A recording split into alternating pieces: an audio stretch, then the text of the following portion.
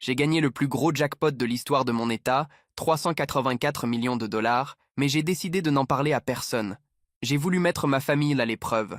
J'ai appelé en faisant semblant d'être fauché et d'avoir besoin d'aide. Ma mère a raccroché sans hésiter une seconde. Mon frère m'a traité de raté. Mais ma petite sœur a pris sa voiture et a conduit presque 200 miles, en dépensant les derniers 500 dollars qu'elle avait. Ce que j'ai fait après ça a tout changé. Je n'avais jamais rien gagné de ma vie. Pas une tombola, pas un tirage au sort de supermarché, rien. Alors quand les chiffres du jackpot ont défilé à la télé et qu'ils ont tous correspondu à ceux de mon ticket, j'ai cru que c'était une erreur.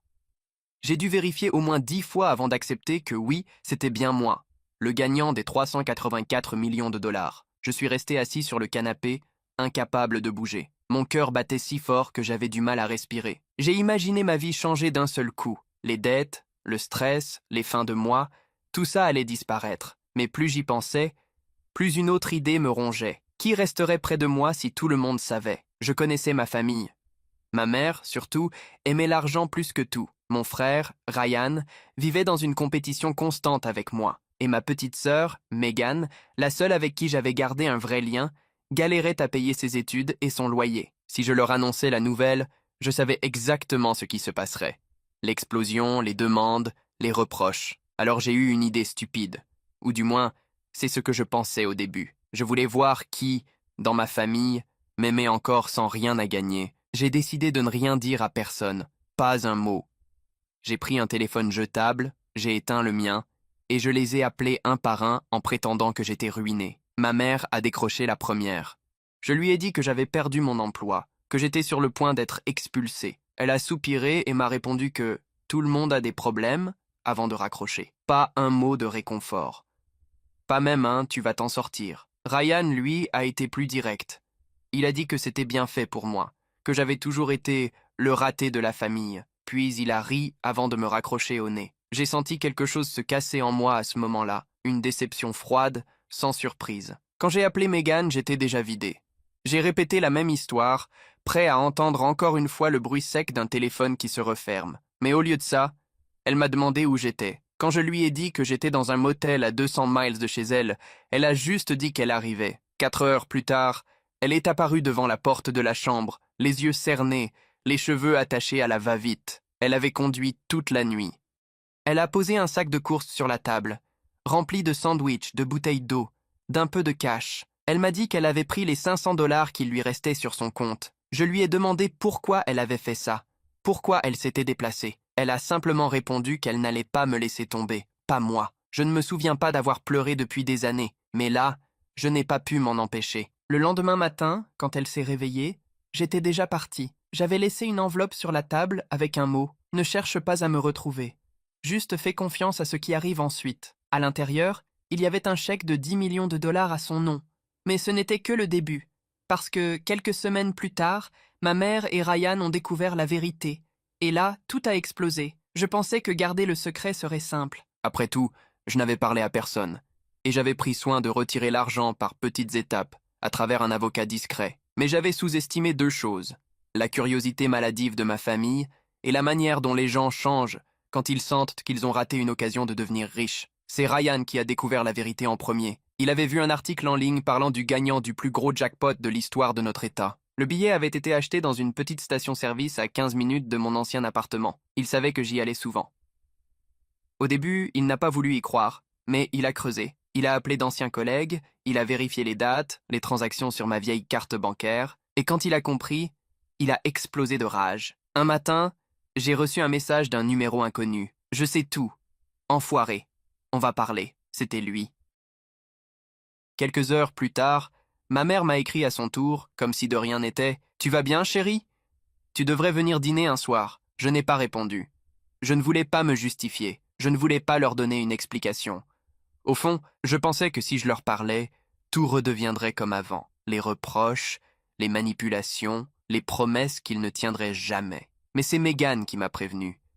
Elle m'a appelé paniqué. Elle disait que Ryan avait débarqué chez elle, qu'il l'avait forcé à lui dire où j'étais, qu'il avait fouillé dans son courrier, ses mails, tout. Elle répétait qu'elle était désolée, qu'elle avait essayé de le calmer, mais qu'il avait compris pour le chèque. Je me souviens exactement de ce qu'elle m'a dit, qu'il l'avait traitée de menteuse, qu'il pensait qu'elle avait tout manigancé avec moi pour le priver de sa part, et que maman, de son côté, s'était mise à lui envoyer des messages pleins de colère, comme si c'était elle qui avait volé quelque chose. En l'espace de quelques jours, la situation est devenue incontrôlable. Ma mère a contacté un avocat.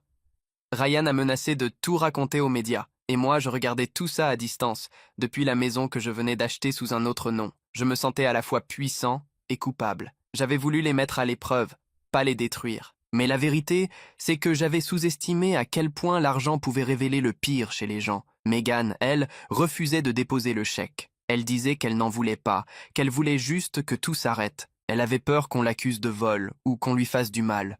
Alors elle l'a enfermé dans une boîte et m'a dit qu'elle le garderait jusqu'à ce que tout soit terminé. Je crois que c'est à ce moment-là que j'ai compris à quel point elle était différente. Elle aurait pu tout prendre, disparaître, recommencer sa vie, mais elle ne l'a pas fait. Moi, par contre, j'ai fini par commettre une erreur, une seule. Et c'est celle-là qui a tout fait basculer. L'erreur, c'était un email. Un seul, envoyé un soir où je n'arrivais pas à dormir. Je voulais écrire à Megan, juste pour savoir si elle allait bien. J'avais créé une adresse secrète sans mon nom, mais j'ai eu un moment d'inattention. J'ai oublié de désactiver la signature automatique. Mon vrai prénom est apparu au bas du message. Le lendemain, Ryan savait exactement où me trouver. Je vivais alors dans une petite maison isolée, à l'extérieur de Flagstaff. Personne n'était censé connaître cet endroit, pas même Megan. J'y avais refait ma vie discrètement. Un voisinage tranquille, pas de luxe visible, juste une voiture d'occasion et un jardin mal entretenu. J'essayais de me convaincre que j'étais un autre homme, mais ce matin-là, j'ai entendu des coups violents à la porte. 3, puis encore 3. J'ai compris tout de suite.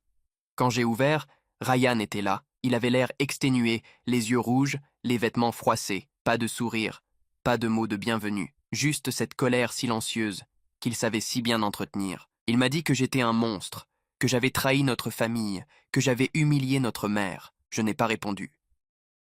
J'aurais pu tout lui expliquer, que c'était une mise à l'épreuve, que je voulais simplement voir qui m'aimait encore, mais je savais qu'il ne comprendrait pas. Il voulait une raison pour me haïr, pas une vérité qui le mettrait face à lui-même. Il a fini par me cracher que j'allais le payer, que je ne méritais pas cet argent, puis il est parti en claquant la portière de sa voiture. Le soir même, les choses se sont aggravées. Ma mère m'a laissé une série de messages vocaux que je n'ai jamais pu écouter jusqu'au bout. Elle disait que j'avais détruit la famille, qu'elle ne voulait plus jamais entendre parler de moi. Et plus tard dans la nuit, Megan m'a appelé en larmes. Ryan lui avait dit qu'il allait tout révéler à la presse, qu'il comptait vendre son histoire à un journaliste. Elle ne savait plus quoi faire. Je crois que c'est là que j'ai commencé à perdre pied. Parce qu'à ce moment précis, je ne pensais plus à l'argent, ni même à moi. Tout ce que je voulais, c'était protéger Megan. Alors j'ai pris une décision que je n'aurais jamais imaginé prendre. J'ai décidé de me dénoncer moi-même. Le lendemain, je suis allé à la loterie d'État. J'ai demandé à rencontrer le responsable des gagnants et j'ai expliqué que je voulais rendre publique mon identité. Ils ont essayé de m'en dissuader. Ils m'ont parlé de sécurité, de presse, de vie privée, mais j'ai insisté. Je voulais que tout soit clair. Que tout le monde voie que c'était moi et que j'assume mes choix. 2 jours plus tard, mon visage était sur tous les écrans. Les appels n'ont pas cessé. Les demandes d'interview, les cousins lointains qui réapparaissaient, les voisins qui faisaient semblant de m'avoir toujours aimé. Et puis, un soir, j'ai reçu un message. Pas de Ryan. Pas de ma mère. De Megan. 3 mots seulement. Tu n'aurais pas dû. Ce message-là m'a glacé plus que tout le reste, parce que je savais qu'elle avait raison. Je n'avais pas compris, au début, pourquoi Megan m'avait écrit ça. J'ai cru qu'elle avait peur pour moi. Peur de la presse, des gens qui commençaient déjà à me suivre jusque devant la maison. Mais non. C'était plus profond que ça. En rendant tout public, j'avais fait ce que je redoutais le plus. Je l'avais exposée, elle aussi. Les gens avaient découvert qu'elle avait reçu un chèque de 10 millions de dollars avant même que mon nom ne sorte. Ils ont cru qu'elle faisait partie d'un plan pour dissimuler l'argent. Les rumeurs sont allées vite. Très vite. Les journalistes campaient devant chez elle. Son patron lui a demandé de prendre du recul pour protéger la réputation de l'entreprise. Son petit ami, un type que je n'avais jamais aimé, a fini par la quitter, convaincu qu'elle lui avait menti sur tout. Je me sentais responsable. Chaque appel, chaque article, chaque photo volée dans la rue, tout ça venait de ma décision. Et plus j'essayais de réparer, plus je compliquais les choses. J'ai proposé de payer ses dettes, de lui acheter une maison, de l'aider à partir ailleurs. Elle a refusé. Elle disait que si elle acceptait encore quelque chose de moi, elle perdrait ce qu'il lui restait de dignité. Elle voulait juste qu'on la laisse tranquille.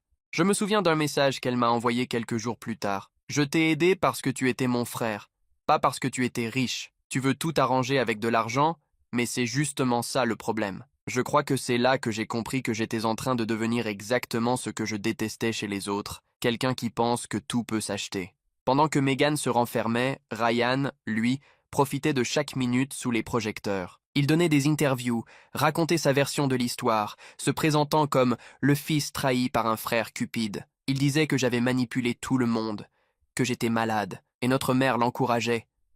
Elle apparaissait à ses côtés, parfois même en larmes, jouant la victime devant les caméras. J'ai vu une vidéo d'elle disant qu'elle ne reconnaissait plus son fils. C'était surréaliste. Je me suis enfermé chez moi pendant des semaines. Les rideaux fermés, le téléphone en mode silencieux. Je lisais tout ce qu'on écrivait sur moi. Les commentaires, les insultes, les théories absurdes. Certains disaient que j'avais voulu prouver quelque chose à ma famille, d'autres que j'étais fou. Mais personne ne parlait de Megan. Personne ne voyait ce qu'elle subissait à cause de moi. Alors, un matin, j'ai pris la voiture et j'ai conduit jusqu'à chez elle. Elle habitait désormais dans un petit appartement près de Tucson, loin de tout ce qu'on connaissait. J'ai attendu qu'elle sorte pour aller au travail. Quand elle m'a vu sur le trottoir, elle a juste secoué la tête. Elle ne voulait pas que je parle. Pas de discours, pas d'excuses, juste du silence. Et dans ce silence, j'ai compris qu'elle n'était pas seulement fatiguée de moi, elle était fatiguée de tout ça. De la façon dont j'avais tout transformé en épreuve, comme si l'amour devait être testé, mesuré, prouvé. Avant de partir, elle m'a rendu l'enveloppe, celle avec le chèque, toujours intacte. Elle m'a dit que l'argent avait ruiné assez de choses comme ça. Je l'ai regardée s'éloigner vers sa voiture, et pour la première fois depuis des mois, j'ai eu peur. Pas de perdre de l'argent, ni ma réputation. Peur de l'avoir perdue, elle. Et j'avais raison, parce que 2 semaines plus tard, elle a disparu. Quand j'ai appris que Megan avait disparu, j'ai d'abord cru que c'était une erreur. Elle avait peut-être simplement coupé son téléphone ou décidé de partir quelques jours pour respirer. Mais au bout de 24 heures, son colocataire a signalé son absence. Et moi, j'ai senti une angoisse que je n'avais jamais connue me traverser. La police a été contactée.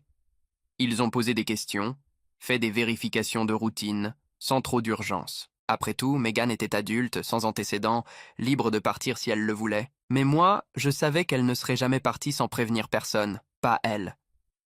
J'ai appelé Ryan.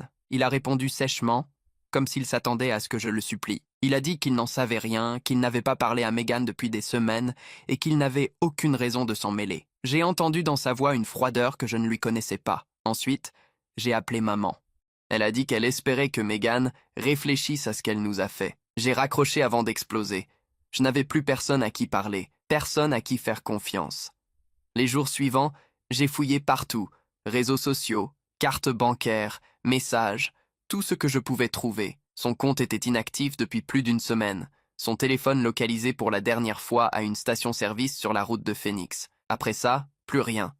La presse s'en est emparée. La sœur du gagnant du jackpot disparaît mystérieusement. Les journalistes ont tourné ça comme une série télé. La famille brisée, les millions, la trahison. Ils inventèrent des théories, disaient que j'avais voulu la faire taire, que je l'avais payée pour disparaître. J'étais dévasté. Chaque mot, chaque photo publiée me donnait envie de vomir. Un soir, j'ai reçu un email sans expéditeur identifiable. Une seule phrase. Tu veux vraiment savoir où elle est? Aucun lien. Aucun détail. Juste ça. J'ai d'abord cru à une mauvaise blague, puis 2 heures plus tard, un autre message est arrivé avec une pièce jointe, une photo. Megan assise dans une voiture de nuit. Elle regardait par la fenêtre sans expression. On distinguait à peine le reflet d'un autre visage à côté du sien. Flou, mais masculin. Mon cœur s'est arrêté.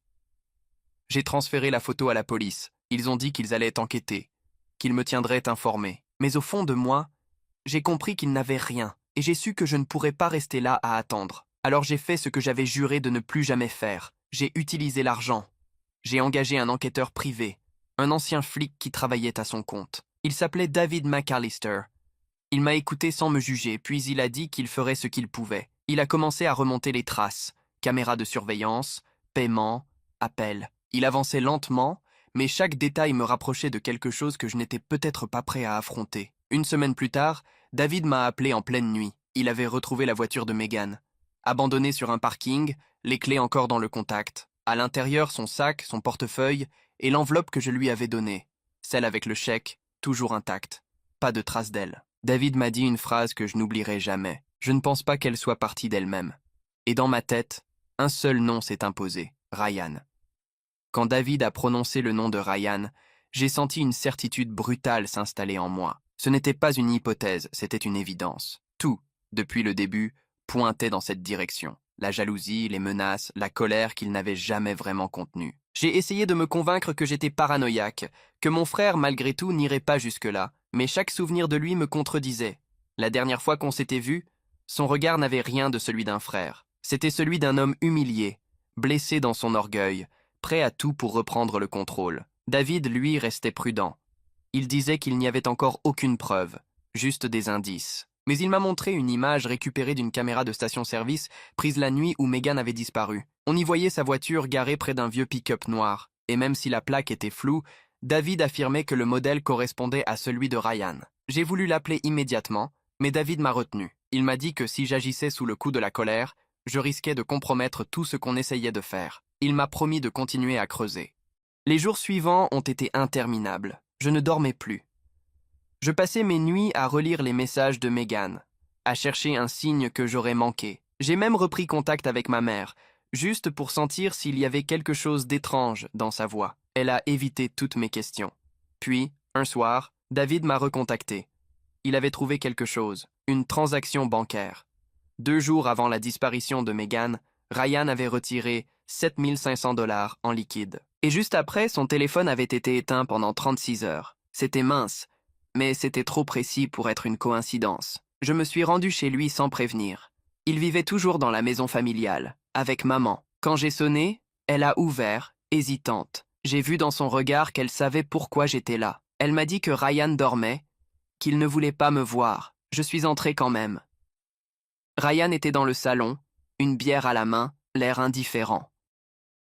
Il a eu ce petit sourire méprisant dès qu'il m'a vu. Il a dit que je devrais le remercier.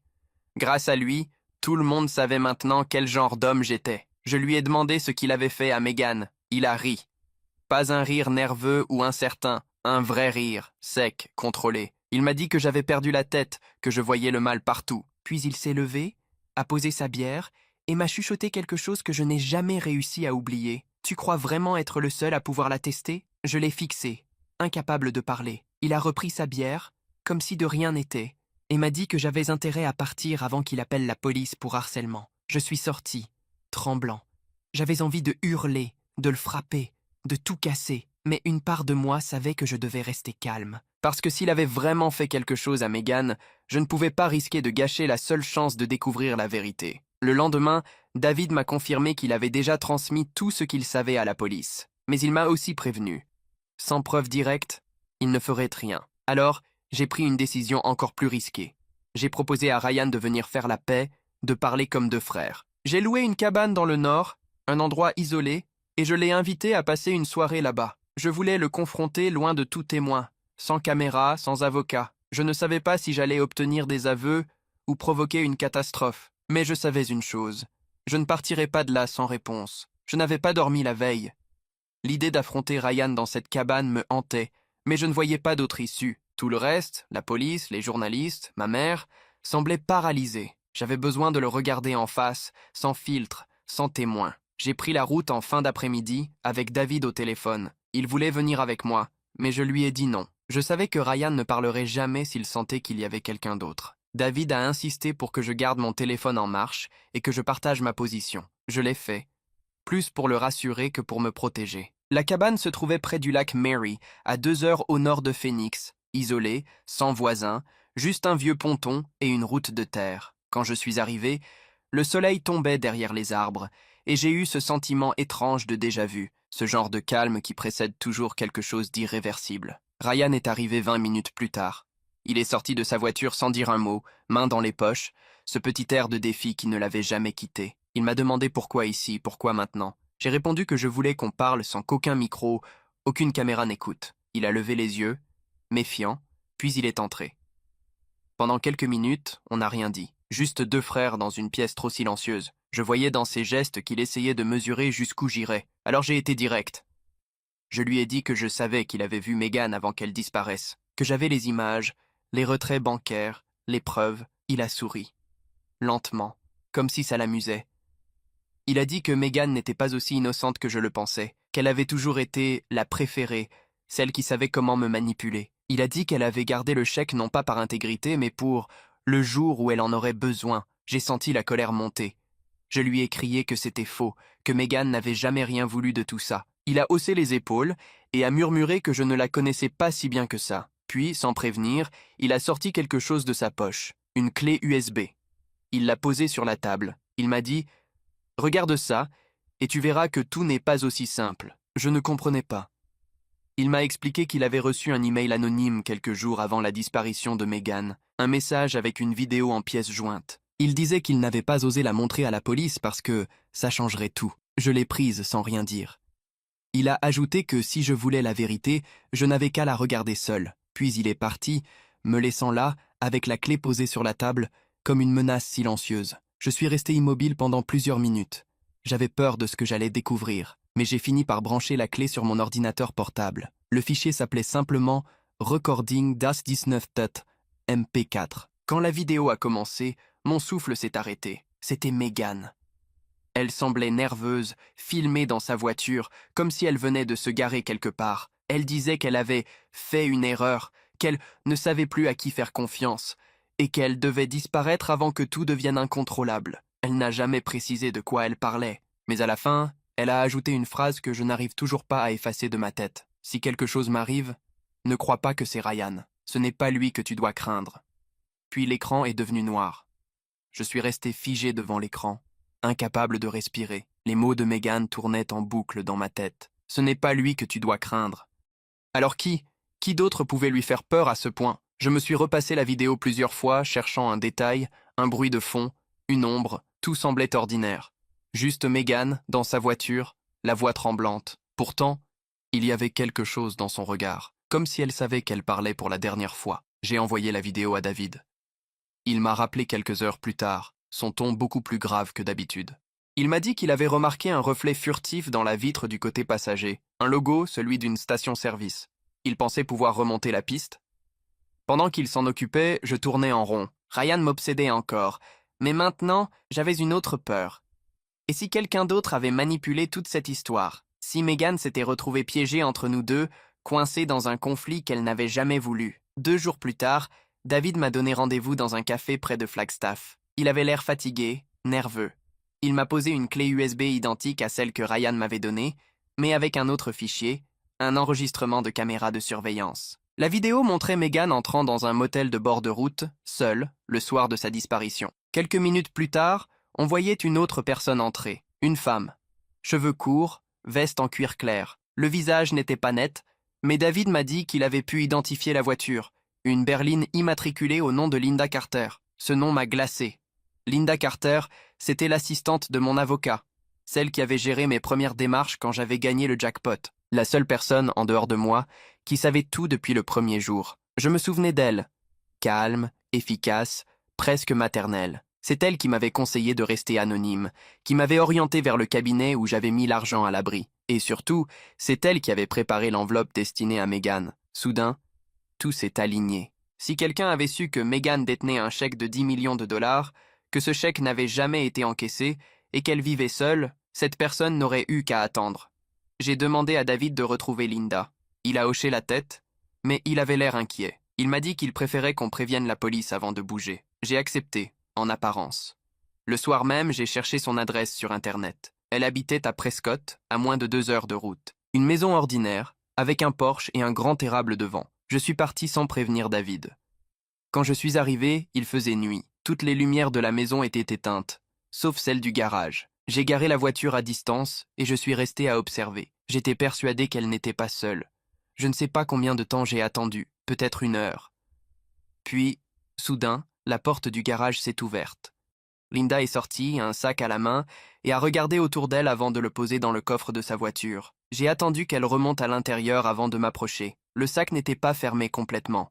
À l'intérieur, il y avait des papiers, des enveloppes et une photo de Meghan, prise dans le même motel que dans la vidéo. Et au dos de la photo, une inscription écrite au stylo bleu. Elle savait trop de choses. J'ai senti mes mains trembler en lisant cette phrase. Elle savait trop de choses. Mon premier réflexe a été de tout remettre dans le sac et de fuir, mais quelque chose en moi refusait de partir sans comprendre. Je me suis accroupi, j'ai pris une lampe de poche et j'ai fouillé plus profondément. Il y avait d'autres documents. Des copies de chèques, des relevés de comptes et des lettres adressées à mon nom. Toutes provenaient du même cabinet d'avocats qui avait géré mon gain. Plus je lisais, plus le sol se dérobait sous mes pieds. Linda avait détourné de l'argent. Discrètement, par de petites transactions, des transferts invisibles, des comptes au nom d'entreprises fictives, et Megan, elle avait dû le découvrir. Je ne sais pas comment elle avait mis la main là-dessus, mais ça expliquait tout. Son message, son ton inquiet, sa peur de dire trop. Elle avait probablement essayé de me prévenir sans savoir comment. J'ai entendu un bruit derrière moi, une porte qui s'ouvrait doucement. J'ai à peine eu le temps de cacher la lampe que Linda était déjà sur le perron. Elle m'a reconnu immédiatement. Pas de cri, pas de surprise, juste ce calme glacial que j'avais toujours remarqué chez elle. Elle a demandé ce que je faisais là. J'ai dit que je voulais savoir où était ma sœur. Elle a secoué la tête, a souri légèrement et m'a dit que Megan allait très bien, qu'elle avait simplement choisi de partir. Je lui ai montré la photo. Son sourire a disparu. Elle a dit que je ne comprenais pas, que tout était plus compliqué que je ne l'imaginais, que Megan avait fait une bêtise, mais qu'elle avait corrigé les choses avant qu'il soit trop tard. Ses mots étaient précis, mais vides. On aurait dit qu'elle récitait quelque chose. Je lui ai demandé ce qu'elle voulait dire par là. Elle n'a pas répondu. Elle s'est approchée du coffre, a pris le sac de mes mains et m'a ordonné de partir. Je n'ai pas bougé. Alors elle a soufflé, presque calmement. Vous avez tout gâché. Elle voulait vous protéger. Puis elle a refermé le coffre, est montée dans sa voiture et a quitté la maison sans me regarder. Je suis resté seul dans l'allée, incapable de penser. Megan voulait me protéger. De quoi? De qui? J'ai appelé David dès que j'ai retrouvé un peu de lucidité. Il m'a demandé de ne rien faire d'autre, de ne pas bouger. Il a contacté la police pendant que je lui décrivais tout. Mais quand ils sont arrivés chez Linda le lendemain, la maison était vide. Plus de voiture, plus de papier, plus rien. Pendant plusieurs jours, il n'y a eu aucun signe d'elle, ni de Megan. J'ai commencé à me dire qu'elles étaient peut-être liées plus que je ne le pensais, que Linda n'était peut-être pas l'unique responsable, mais la seule encore vivante pour cacher quelque chose de plus grand. Et puis, un matin, une enveloppe a été déposée devant ma porte. Pas de nom, pas d'adresse. Juste mon prénom, écrit à la main. À l'intérieur, une seule feuille, une phrase. Arrête de chercher ou tu perdras tout. Et dessous, une clé de chambre d'hôtel. Numéro 214, Motel Redwood, celui où Megan avait été vue pour la dernière fois. J'ai compris que c'était un piège. Mais je n'avais plus rien à perdre. Je savais que c'était une folie d'y aller. Chaque partie de moi me criait que c'était un piège. Mais depuis la disparition de Megan, la peur ne me retenait plus. Ce n'était plus une enquête, ni même une question d'argent. C'était une obsession. J'ai attendu la tombée de la nuit pour me rendre au Motel Redwood, le même que dans la vidéo. Il n'avait rien de particulier. Néon fatigué, couloir taché d'humidité, réceptionniste absent, le genre d'endroit où personne ne pose de questions. La clé dans ma main tremblait. Chambre 214. Deuxième étage, au fond du couloir. Chaque pas résonnait trop fort, comme si le bâtiment lui-même m'écoutait. Quand j'ai mis la clé dans la serrure, j'ai remarqué que la porte n'était pas verrouillée. Elle s'est ouverte toute seule, dans un grincement long et lent. À l'intérieur, la pièce était presque vide. Juste un lit défait, un miroir fissuré, une chaise renversée. Et sur la table de nuit, une enveloppe, la même écriture que celle de la lettre. Je l'ai ouverte. À l'intérieur, il y avait une simple photo. Encore Megan. Mais cette fois, elle n'était pas seule. À côté d'elle, Linda. Les deux souriaient, comme deux amis posant pour un selfie. Derrière elle, un bureau avec le logo du cabinet d'avocats où tout avait commencé. Au dos, une date. 2 semaines avant la disparition de Megan. Mon cœur s'est emballé. Si elle se connaissait avant tout ça, alors rien de ce que je pensais vrai ne l'était. Je me suis assis sur le lit, les mains dans les cheveux, incapable d'assembler les morceaux. Linda, Megan, l'argent. Et cette phrase dans la vidéo, ce n'est pas lui que tu dois craindre. J'étais en train de relire la date au dos de la photo quand j'ai entendu un bruit. Un pas léger, derrière la porte, puis un autre. J'ai cru d'abord que c'était David ou la police. Mais quand la poignée a tourné lentement, j'ai su que ce n'était ni l'un ni l'autre. La porte s'est ouverte. Et Megan est entrée, vivante. Amaigrie, épuisée, mais vivante. Je n'ai pas réussi à parler. Elle m'a juste fait signe de ne pas bouger. Ses yeux étaient en plein d'angoisse. Elle a fermé la porte derrière elle, s'est appuyée contre le mur et a murmuré « Tu n'aurais jamais dû venir ». J'ai voulu la prendre dans mes bras, mais elle a reculé, elle tremblait. Elle m'a dit qu'elle n'avait plus beaucoup de temps, qu'ils savaient sûrement déjà que j'étais là. J'ai demandé qui ils étaient, mais elle m'a coupé net. Écoute-moi juste. Elle m'a expliqué que, quelques jours après que je lui ai donné le chèque, Linda était venue la voir. Elle prétendait qu'elle pouvait l'aider à le déposer sans que la presse ne s'en mêle. Megan lui avait fait confiance. Sauf qu'en fouillant les documents, elle avait découvert des transferts suspects, des comptes liés à des noms inventés. Elle avait compris que Linda et d'autres employés détournaient une partie de la somme des gagnants, discrètement, depuis des années. Quand elle avait voulu me prévenir, il était déjà trop tard. Linda avait intercepté ses messages et l'avait forcée à la suivre sous prétexte de régler le problème. C'est là que Megan avait enregistré cette vidéo, dans sa voiture, avant que Linda ne la rejoigne. Mais elle m'a juré que Linda n'était pas seule. Elle a parlé d'un partenaire haut placé, quelqu'un au sein même de la loterie, quelqu'un qui ne laisserait jamais sortir la vérité. Je lui ai demandé pourquoi elle n'était pas partie plus loin, pourquoi elle n'avait pas demandé de l'aide. Elle a dit qu'elle avait essayé, mais qu'à chaque fois qu'elle s'approchait de la police, quelqu'un l'en empêchait. Puis elle a sorti de sa poche une petite clé USB. C'est tout ce que j'ai réussi à copier, a-t-elle murmuré. Si quelque chose m'arrive, tu sauras enfin qui tire les ficelles. Avant que je puisse répondre, un bruit sec a résonné dans le couloir. Des pas lourds, rapides. Megan a blêmi. Elle a murmuré « Ils sont là ». Et une seconde plus tard, la porte a volé en éclats. Tout s'est passé en quelques secondes. Le bruit de la porte qui explose, le souffle de la poussière, le cri étouffé de Megan. Je n'ai même pas eu le temps de comprendre ce qui se passait. 3 silhouettes ont fait irruption dans la chambre. Aucune parole, juste des gestes précis, des visages masqués, des lampes torches, des armes braquées. L'un d'eux m'a plaqué au sol, un genou dans le dos. Megan a hurlé mon prénom, puis j'ai entendu un choc. Quelque chose tombait, peut-être elle. Mon cerveau refusait de traiter les sons. Tout se mélangeait. Ils ne m'ont rien dit.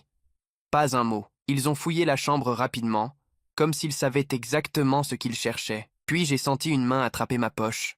La clé USB.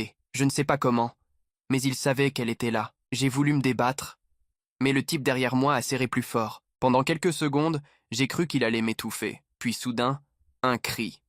Un bruit de verre cassé. Megan venait de jeter la lampe de chevet sur celui qui la tenait. Elle s'est ruée vers moi, m'a attrapé la main et m'a chuchoté « Cours !»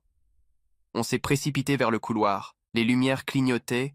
L'alarme incendie s'est déclenchée, sans doute à cause de la lampe qui avait pris feu. Tout était rouge, bruyant, irréel. On a couru dans l'escalier sans se retourner. Dehors, l'air était froid.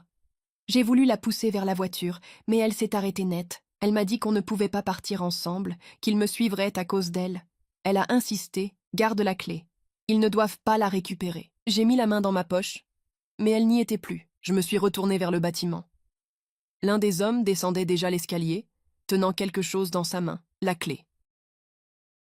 Megan a couru dans la direction opposée, disparaissant derrière le motel. Je voulais la suivre, mais le bruit des sirènes s'est approché. Quelqu'un avait appelé la police. Quand ils sont arrivés, les hommes masqués avaient disparu, et Megan aussi. J'ai tout raconté, l'agression, la clé, les documents. Ils ont pris ma déposition, puis m'ont retenu plusieurs heures pour clarifier certains points. L'un d'eux, un inspecteur fatigué, m'a dit calmement qu'il n'y avait aucune preuve de ce que je racontais. Pas de traces d'effraction, pas de vidéo de surveillance fonctionnelle. Le motel avait été récemment en maintenance. Je suis sorti au lever du jour, épuisé. Tout semblait effacé comme si rien n'avait existé. Le lendemain, David m'a retrouvé devant chez moi. Il avait le visage grave. Il m'a dit qu'il avait reçu un appel anonyme dans la nuit, une voix féminine. « Dites-lui de quitter l'État. Il est en danger. » Puis la ligne avait coupé. Il pensait que c'était Megan. J'ai voulu le croire. Mais à ce stade, je ne savais plus ce qui était vrai. David m'a conseillé de me cacher quelque temps, le temps qu'il retrouve une trace d'elle. J'ai accepté. À contre-cœur. On a quitté la ville le soir même, direction le nord. Pendant le trajet, je n'ai pas dit un mot. J'avais l'impression que ma vie entière venait de se renverser une seconde fois. Je repensais à tout. À la loterie, à l'épreuve, à ma famille. Tout ce que j'avais voulu tester chez les autres, c'était moi qui avais échoué à le comprendre. J'avais cru que l'argent révélait les gens, mais il ne fait que les déformer. Moi le premier. 3 jours plus tard, David m'a réveillé dans la petite cabane où on s'était réfugié. Il avait reçu un message. Pas d'expéditeur, juste une photo. Megan, encore une fois. Cette fois, elle était debout devant un panneau d'arrêt d'autobus, une capuche sur la tête. Derrière elle, on distinguait un panneau routier, Interstate 15, direction North. Et en bas de l'image, 4 mots, Ne reviens jamais ici. Je suis resté de longues minutes à fixer la photo. Tout en moi refusait d'y croire. Megan était vivante. Ou du moins, quelqu'un voulait que je le pense. Le panneau de l'Interstate 15, la direction du nord, c'était précis, trop précis pour être un hasard. David, lui, n'était pas convaincu. Il disait que ça pouvait être une photo ancienne, une mise en scène, quelque chose pour me distraire. Mais je connaissais le regard de ma sœur. Ce n'était pas une image volée, c'était un message. Je savais ce qu'elle voulait dire, ne reviens jamais ici. Ce n'était pas un avertissement, c'était une consigne. Elle voulait que je parte loin, que je sorte du jeu avant qu'il ne m'engloutisse comme elle, mais j'étais incapable d'obéir. J'avais déjà perdu trop de choses pour fuir maintenant. David a tenté de me raisonner.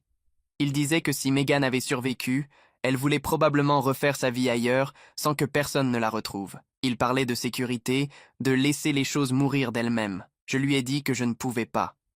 Que je ne pouvais pas simplement faire comme si ma sœur n'avait jamais existé. Alors, il a accepté de m'aider une dernière fois. Il a cherché les caméras de circulation, les transactions, les images satellites, tout ce qu'il pouvait trouver le long de l'Interstate 15. 3 jours plus tard, il a repéré une piste. Une femme correspondant à la description de Megan avait pris un bus à Las Vegas, direction Salt Lake City, payé en liquide.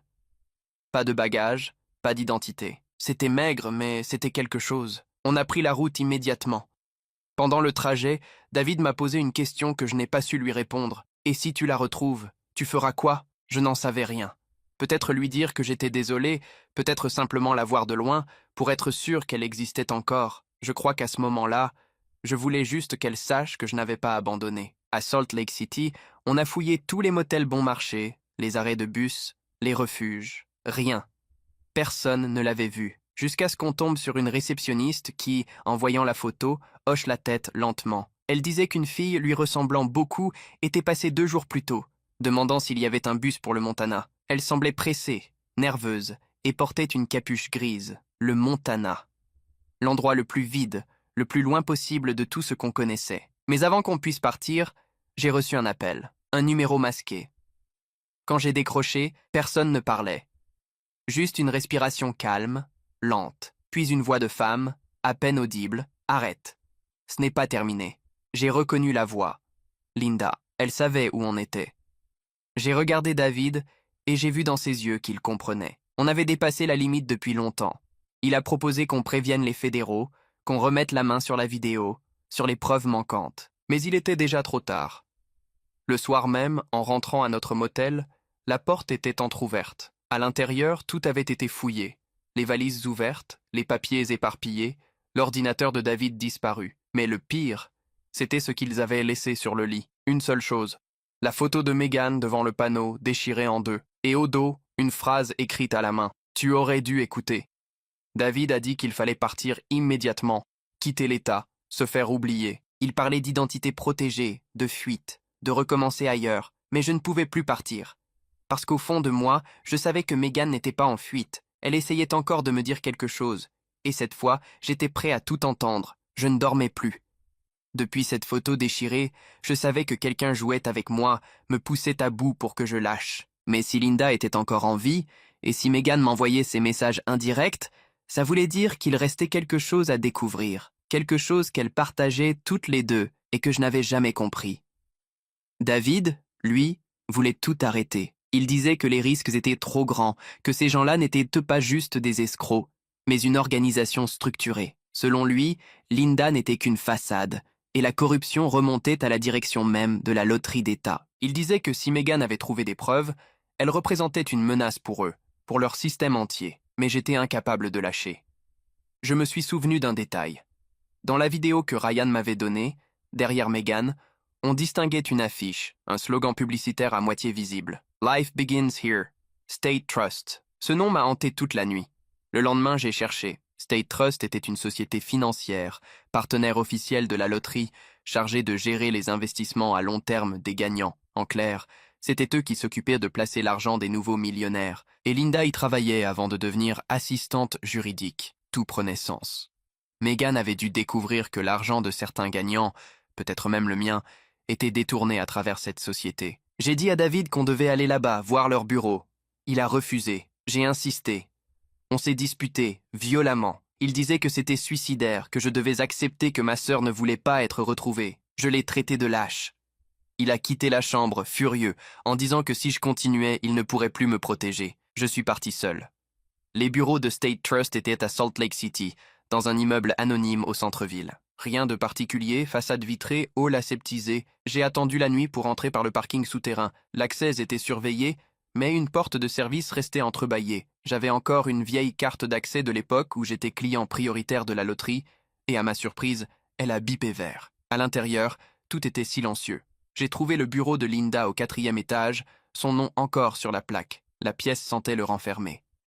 Sur le bureau, rien d'autre qu'un ordinateur éteint, une tasse vide et une pile de dossiers marqués « Fermé ». J'ai fouillé les tiroirs. Rien. Puis, en dessous du plateau, j'ai senti une légère différence dans le bois, une trappe fine, presque invisible. En la forçant, j'ai trouvé une enveloppe plastique contenant plusieurs photos, des copies de documents et un téléphone jetable. Sur l'écran, un seul message, envoyé depuis un numéro inconnu. S'il revient, donne-lui tout. Sous le téléphone, il y avait une clé USB. Je savais que c'était ça. Ce que Megan essayait de me faire trouver depuis le début. Je l'ai mise dans ma poche et je suis sorti. Mais avant d'atteindre la porte, j'ai entendu un bruit derrière moi, des pas. Puis une voix familière. « Tu n'aurais vraiment pas dû revenir ici. » Linda. Elle tenait quelque chose dans sa main. Peut-être une arme, peut-être juste pour me effrayer. Elle m'a dit que je n'avais aucune idée de ce que je venais de déclencher, que ce que Megan avait trouvé dépassait tout ce qu'on pouvait imaginer, que cet argent n'était qu'un outil. J'ai demandé où était ma sœur. Elle a souri. Elle est plus en sécurité que toi. Avant que je puisse répondre, une sirène a retenti dans le couloir, l'alarme du bâtiment. Linda a sursauté, puis elle a murmuré « Ils arrivent !» Elle a glissé un papier dans ma main et a couru vers l'escalier de secours. Quand je l'ai regardé, c'était une adresse griffonnée à la hâte. Un endroit perdu au nord de l'Idaho. Et 3 mots. Elle t'attend là. J'ai roulé toute la nuit, plus de 9 heures sur l'autoroute, les yeux brûlants, le cœur cognant à chaque panneau que je dépassais. Idaho. Un mot qui sonnait comme une frontière, comme la dernière étape avant le vide. L'adresse sur le papier menait à un endroit appelé Clearwater Ridge, un hameau presque effacé des cartes, entouré de forêts et de lacs. Pas de réseau, pas de lumière, juste le vent et la neige fine qui tombaient en silence. En arrivant, j'ai coupé le moteur et attendu. Il y avait une petite maison en bois au bout d'un chemin de terre. Les volets fermés, aucune trace de vie. Mais je sentais qu'elle était là. J'ai frappé une première fois. Rien. Puis une deuxième. Et au moment où je m'apprêtais à partir, la porte s'est ouverte. Megan. Elle avait changé. Plus maigre, les cheveux coupés courts, un regard qu'on ne lui connaissait pas avant. Pas de peur, pas de colère. Juste cette fatigue profonde de quelqu'un qui a trop vu. Elle m'a laissé entrer sans un mot. À l'intérieur, tout était simple. Un poêle, un lit, quelques livres, un ordinateur portable, pas de photos, pas d'objets personnels. Elle vivait comme quelqu'un prêt à disparaître du jour au lendemain. Je voulais la prendre dans mes bras, mais elle a reculé. Elle m'a dit calmement « Tu n'aurais pas dû venir ». Je lui ai répondu que Linda m'avait donné l'adresse. Son expression a changé immédiatement. Linda est morte. J'ai senti mon sang se glacer. Megan m'a expliqué qu'elle l'avait vue il y a 3 jours. Linda l'avait retrouvée pour lui remettre quelque chose, la même clé USB que j'avais trouvée. Peu après, Linda avait été éliminée. Megan n'a pas précisé par qui. Elle a ouvert l'ordinateur, branché la clé et m'a montré ce qu'il y avait dedans. Des fichiers confidentiels, des contrats, des relevés, des transferts massifs d'argent entre State Trust, la loterie et plusieurs comptes offshore. Des noms de politiciens, de cadres, de dirigeants, des centaines de millions détournés depuis plus de 10 ans. Je n'arrivais pas à y croire. Tout ce que j'avais vécu, le mensonge, la peur, les disparitions, n'était qu'une conséquence de ça. Megan avait mis le doigt sur quelque chose de gigantesque, et ils avaient voulu l'effacer. Elle m'a dit qu'elle avait essayé de contacter des journalistes, mais qu'à chaque tentative, quelqu'un intervenait avant qu'elle ne puisse parler. Alors elle s'était cachée. Et quand elle avait compris que Linda était surveillée, elle avait orchestré sa propre disparition pour me protéger. Je lui ai demandé pourquoi elle ne m'avait rien dit dès le départ. Elle m'a répondu d'une voix basse. « Parce que tu aurais tout détruit pour me sauver. » Et c'est exactement ce qu'ils attendaient. On est resté silencieux longtemps. Le feu crépitait doucement. Dehors, la neige recouvrait la route. Pour la première fois depuis des mois, je sentais un peu de paix. Puis Megan a sorti une enveloppe. Elle l'avait gardée pour moi, au cas où. À l'intérieur, Une lettre écrite par Linda avant sa mort. Une confession. Elle y expliquait comment l'organisation fonctionnait, comment les gagnants du jackpot étaient choisis, non pas au hasard, mais sélectionnés, selon leurs dettes, leur isolement, leur vulnérabilité, des profils faciles à manipuler, à faire taire si besoin, et moi, j'étais l'un d'eux. Megan m'a regardé et a murmuré « Tu n'as jamais gagné par hasard ». J'ai eu le souffle coupé, toutes ces années à croire que le hasard m'avait sauvé, alors qu'en réalité, c'était le contraire. Je lui ai demandé ce qu'on devait faire. Elle a dit qu'elle avait un plan, qu'un journaliste indépendant l'attendait à Spokane, qu'il suffisait d'amener la clé. Mais avant qu'on parte, elle voulait vérifier quelque chose dans la cave. Elle est descendue avec une lampe. J'ai attendu en haut, tendu, écoutant le craquement du plancher, puis un bruit. Un claquement sec. Et sa voix. Merde. Ils nous ont trouvés. La fenêtre a éclaté juste après. Le bruit du verre brisé m'a arraché de la chaise. Je me suis jeté vers la cave, mais avant même d'atteindre la porte, j'ai entendu un second coup, cette fois plus proche, plus lourd. Puis un silence qui n'avait rien d'un calme. « Megan ?»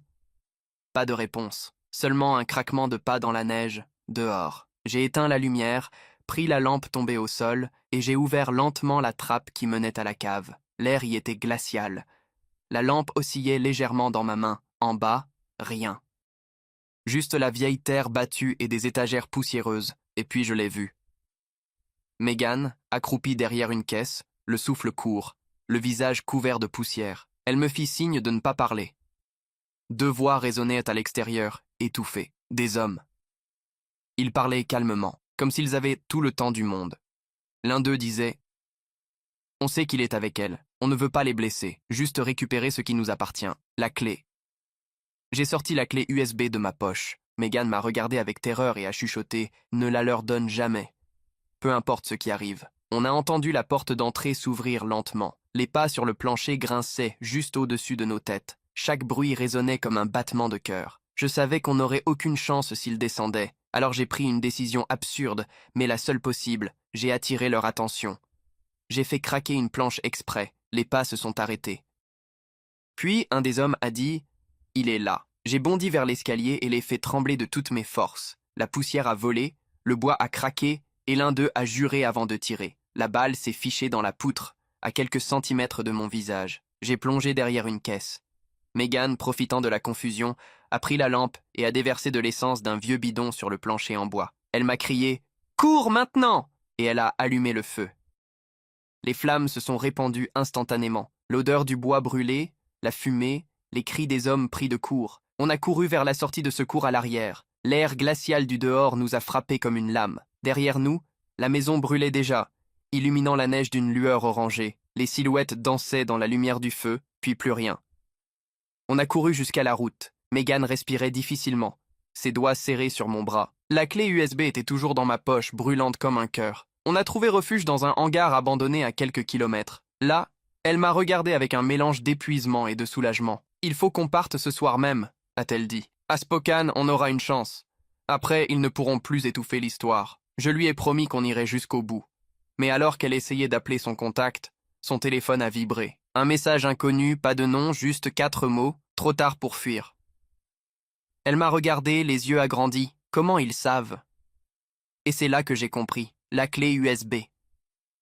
Elle n'avait jamais été qu'une preuve. C'était aussi un traceur. Il savait exactement où elle se trouvait. Je l'ai sortie de ma poche. Le voyant rouge, minuscule, clignotait doucement. Megan a compris avant moi. Elle m'a murmuré « Cours, sauve au moins ce qu'il y a dedans ». Je ne voulais pas la laisser. Mais quand j'ai regardé dehors, les phares approchaient déjà dans la nuit. Trop de voitures. Trop tard. Alors, pour la première fois depuis le début, j'ai obéi. J'ai pris la clé et je me suis enfui par la colline, sans me retourner. Derrière moi, j'ai entendu un seul coup et plus rien.